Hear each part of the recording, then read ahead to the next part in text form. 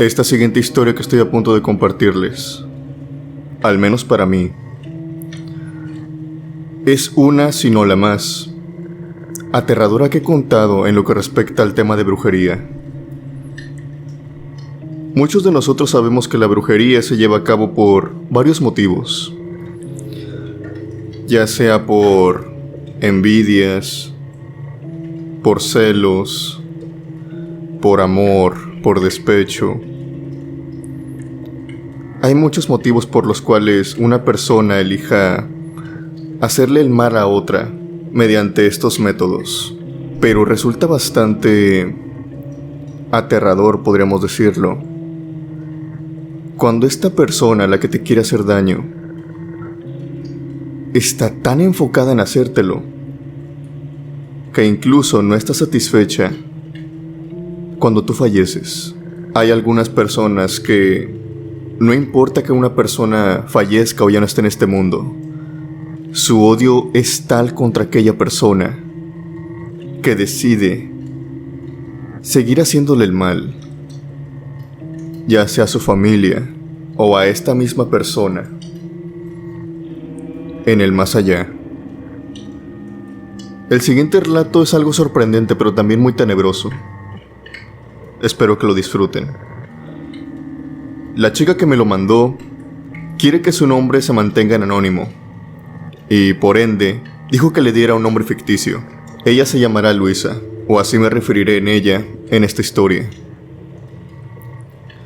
ya que esta historia es muy personal de ella, pero quiere compartirla para que así al menos algunas personas tomen en cuenta del tipo de personas que pueden estar cometiéndole el mal a alguien más.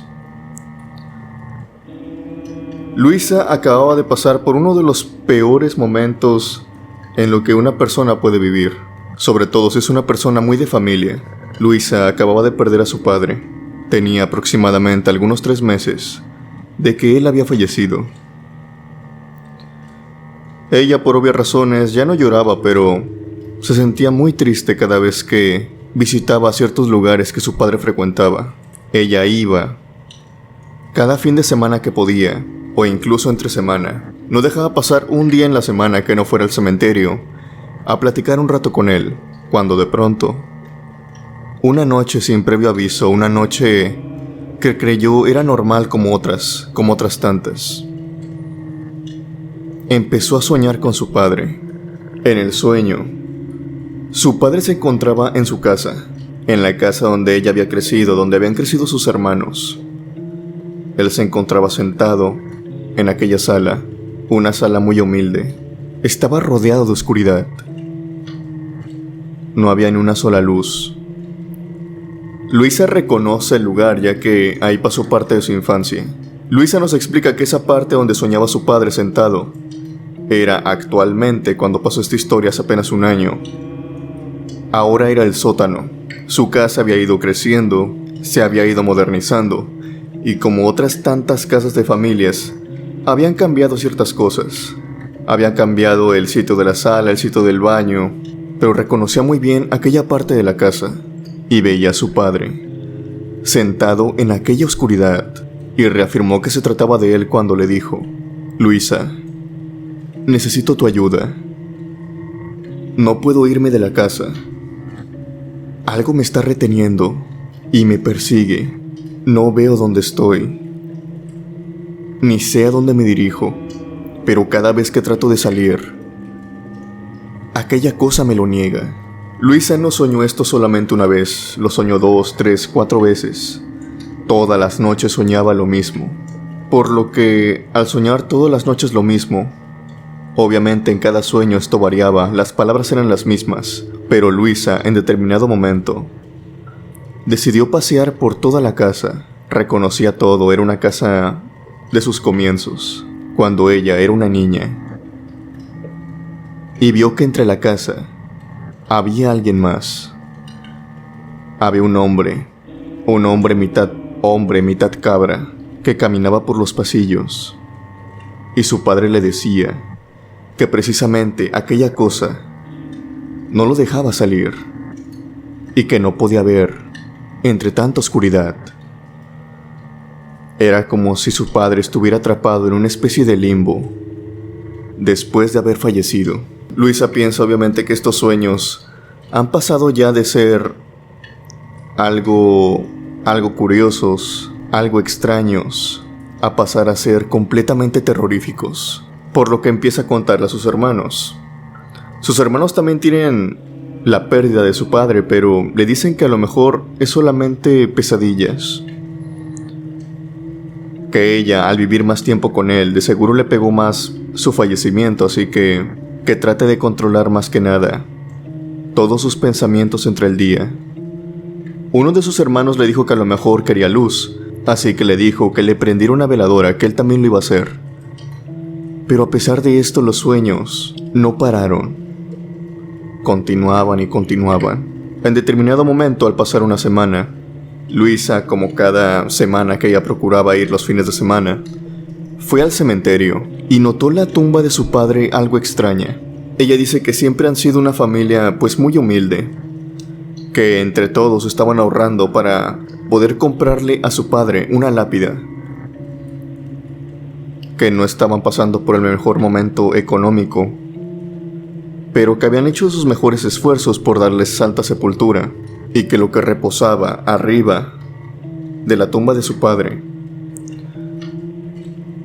eran simplemente piedras, unas piedras muy hermosas, blancas y grises, que simulaban una lápida, y una cruz que tenía su nombre marcado. Claudia va cada fin de semana, y debido a esto, recuerda muy bien todos y cada uno de los lugares, de las cosas, en la tumba de su padre. Ella iba cada fin de semana y arrancaba las plantas que iban creciendo, los matorrales que iban creciendo. Recordaba muy bien la posición de las piedras. Y fue en este momento que se dio cuenta de que la tumba parecía algo extraña. Había sido como que movida. Si bien había plantas que había crecido, estaban como que fuera de lugar, arrancadas incluso. Las piedras no estaban en el mismo sitio en las que siempre Luisa las veía. Era como si hubieran movido por completo aquella tumba. Esto le pareció extraño, pero debido a esto mismo, optó por ir a visitar a su padre en aquel lugar en donde siempre lo veía en sus sueños al día siguiente. Luisa entró a su antigua casa. En esta casa no había nadie. En esta casa, cabe decir que se mantenía en renta. Todos sus hermanos habían crecido. Su madre había partido antes que su padre. Y su padre, antes de fallecer, se la pasaba más que nada viviendo con sus hijos. No es que no tuviera casa, ahí tenía su casa, pero para él y para ellos, era mejor tenerlo cerca. Además de que convivían mejor. Aquella casa había estado solitaria durante 2 años, desde que había fallecido su madre. Era una casa ya grande, mucho más grande de cuando ella era apenas una niña.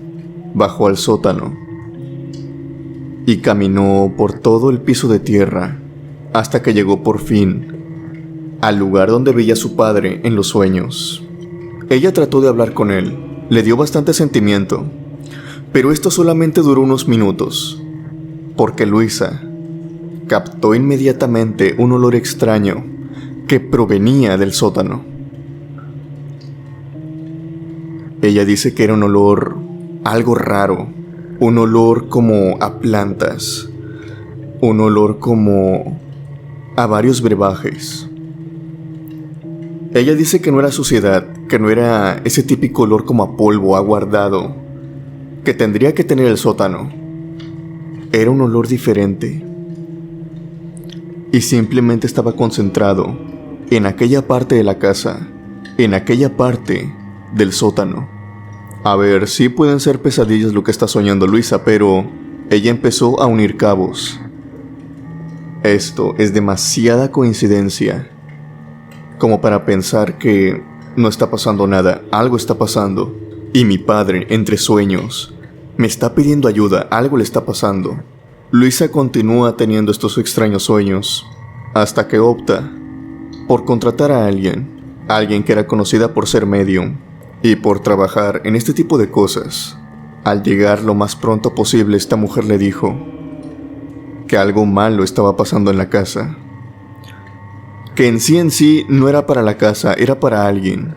Que su padre estaba siendo atormentado, incluso después de haber fallecido.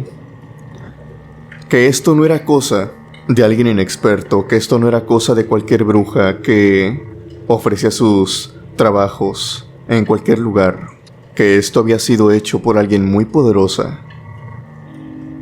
y que tenía mucho conocimiento. Luisa le empieza a preguntar, pero ¿cómo es que puedes hacerle brujería a alguien que ya no está? La bruja explica lo siguiente: se requieren cosas obviamente del fallecido, y que se requiere un lugar donde éste haya dejado una muy fuerte energía. Son dos cosas que son difíciles de encontrar. No es como que fuera su auto, no es como si fuera su ropa, no, necesita algo donde haya dejado mucha energía, tanto en su vida como después de esta.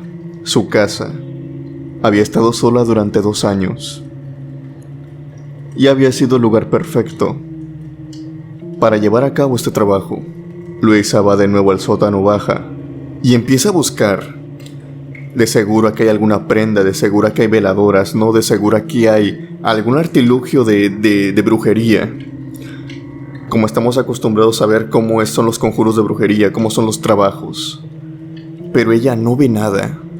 Extrañamente, registra toda la casa y aún así no logra encontrar nada, absolutamente nada. No fue hasta que se acerca de nueva cuenta a aquel lugar donde siempre veía a su padre sentado, que ahora era simplemente una esquina del sótano, y nota que aquel aroma está muy penetrante ahí, precisamente en ese lugar. Luisa en ese momento sube al patio, toma una pala del jardín y baja de nueva cuenta hacia el sótano. Empieza a excavar. Excava y excava todo lo que puede. Para este momento llega su hermano, le empieza a ayudar y se encuentra con una bolsa negra, seguidas de otras pequeñas bolsas que despedían un olor totalmente desagradable. Luisa lo que piensa en un principio es que de seguro esa es la brujería, que de seguro tienen prendas del padre, tienen algún libro o algo, pero la bruja se adelanta y dice que no, que aquello que está ligando a su padre a aquella casa es algo muy, pero muy íntimo. Es impresionante, ya que no lo deja salir, lo tiene muy bien agarrado. Así que ella le dice, no puede ser una prenda, debe ser algo más importante. Al momento de que sacan aquellas bolsas, comienzan a notar que estas tienen algo duro, que vienen adentro de ellas. Algo duro, pero de diferentes formas. Con el tacto, empiezan a notar de qué se trata. Esperaron a que llegaran los demás hermanos. Bajaron. Y cuando todos estaban presentes, abrieron aquellas bolsas. Luisa dice que se llevaron la sorpresa de su vida, así como también el desagrado, el odio. Jamás todos juntos habían experimentado tanta furia, así como también asco. Lo que se encontraba dentro de las bolsas eran huesos, huesos que seguramente eran de su padre.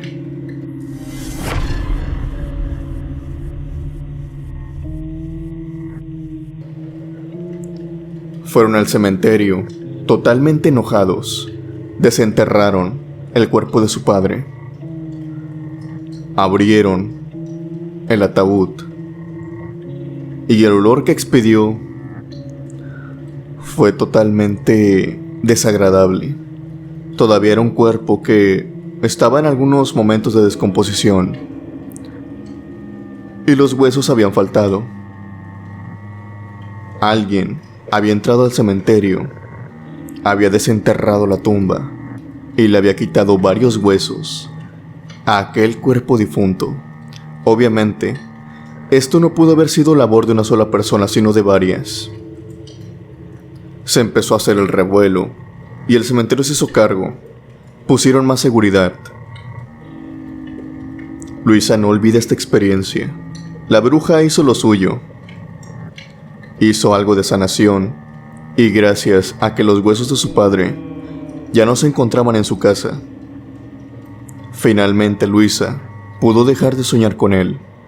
Ella quiere pensar que por fin logró salir de su propia casa, aquella casa que había querido tanto en vida y que tras fallecer se había convertido en su prisión.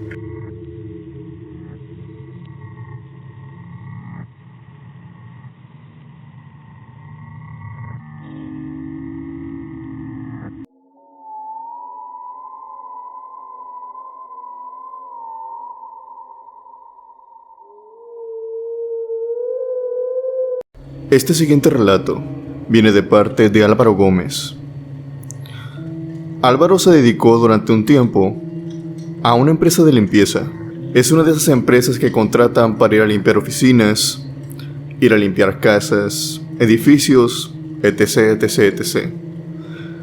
Álvaro dice que llevaban este empleo ya algunos meses, pero sí andaban a limpiar algunos fraccionamientos de gente pudiente.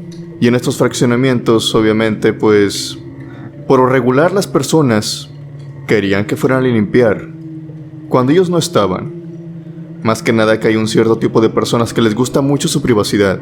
Y pues la gente de limpieza simplemente se encarga la mayoría de las veces de la limpieza exterior de la casa. Es decir, ellos jamás se meten.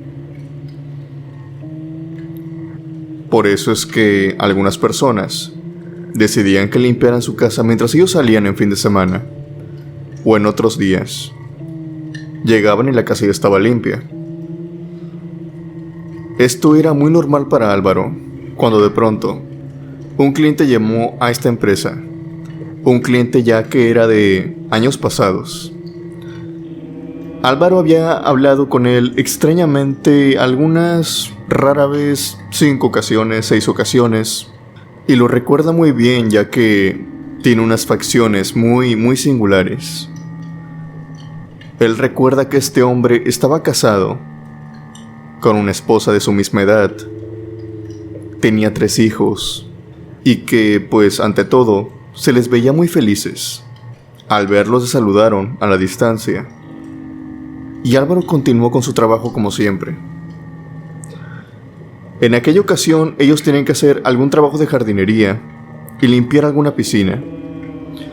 Había un armario con herramientas, las cuales ellos podían usar si era preciso el trabajo que iban a desempeñar. Este armario era de madera, estaba muy escondido. Al final de aquella casa, al final de aquella casi mansión que tenía, cuando se acercaron a aquel armario, se notaba que este no había sido abierto durante mucho tiempo. Las herramientas estaban al lado de este, no estaban adentro. Habían sido puestas en un techo de lámina, a un lado del armario. Todos tomaron las herramientas que iban a ocupar, pero llegó una ocasión, un momento, en el cual necesitaban unas pinzas. Unas pinzas que ellos no lo veían por ningún lugar. Álvaro pensó que a lo mejor parte de la herramienta se encontraba adentro de este armario, así que él decidió abrirlo.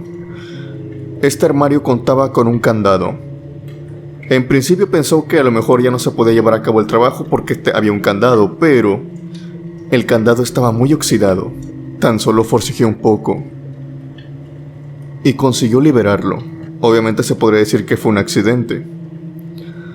Simplemente compran otro candado y listo. Pero lo que halló Álvaro adentro de aquel armario, dice que no fueron herramientas. Y todo su equipo de trabajo, todos los que fueron con él, se dieron cuenta de esto y corroboran esto que encontró Álvaro. Había veladoras, había cartas, pero lo que más llamó la atención de todo esto era que había un muñeco con la fotografía del señor y con la fotografía de su esposa, ambos, uno del lado del otro del muñeco, en cada cara del muñeco. Habían sido prensados ahí por agujas.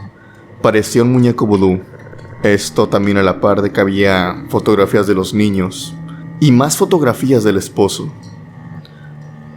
El esposo tenía muchas fotografías ahí del señor, y atrás de cada fotografía había ciertos símbolos que Álvaro no conoce hasta ahora, ni su significado, ni cómo buscarlos, no sabe cómo interpretarlos.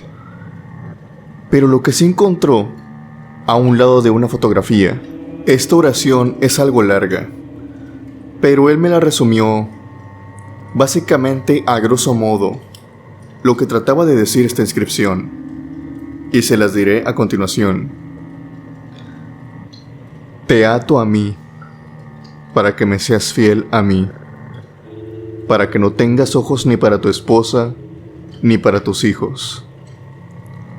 Tu dinero y todos tus bienes siempre serán míos, y demando tu corazón junto con el mío. Por esta carta yo te digo que te ato a mí, en alma, espíritu y cuerpo. Esto fue todo lo que Álvaro alcanza a rescatar de aquella inscripción. Ellos pensaron que sí se trataba de algo de brujería.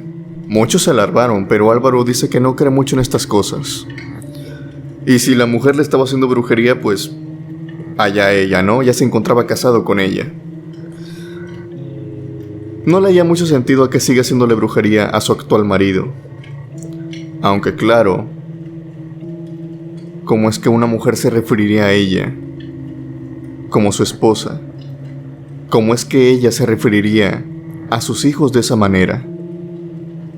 Como que quería tener toda la atención ella y no para sus hijos tampoco. Esto era algo extraño, tal vez, e incluso algunas personas dirían que simplemente celos de sus hijos, algo muy extraño de una madre. Todas las preguntas, todas estas incógnitas que tenía Álvaro, tuvieron una respuesta. Obviamente el armario fue cerrado nuevamente y le pusieron un candado, pero al llegar el señor con su pareja, Álvaro se dio cuenta de que aquel hombre ya no se encontraba casado, de que aquel hombre ya no vivía con sus hijos. Aquel hombre se había divorciado, ya no portaba con el anillo, y su pareja ahora se trataba de una jovencita de 21 años, 22 años. 21 o 22, estaba comenzando sus 20s, se le veía en la cara, en su cuerpo. Este hombre, dice Álvaro, era alguien ya mayor. Él dice que algunos 47, pegándolo a los 50 años, ya estaba. Era muy extraño que un hombre así, que ya tenía su familia, que ya tenía su esposa de años, hubiera abandonado todo por una mujercita que ni siquiera llegaba a la mitad de su edad. Álvaro terminó su trabajo, terminaron todos lo suyo, y ya no volvió a esa casa, no porque no quisiera, sino porque ya no hubo más trabajos ahí en los que lo mandaran a él. Lo último que recuerda al irse saliendo de esta casa es que volteó y los vio a los dos muy felices. Él dice que no está seguro si toda la brujería en verdad no es cierta o son puras patrañas. Él no está seguro de esto. Pero si algo tiene de cierto, aquella jovencita lo había logrado, y ahora ella gozaba de todos los beneficios y atención de aquel hombre.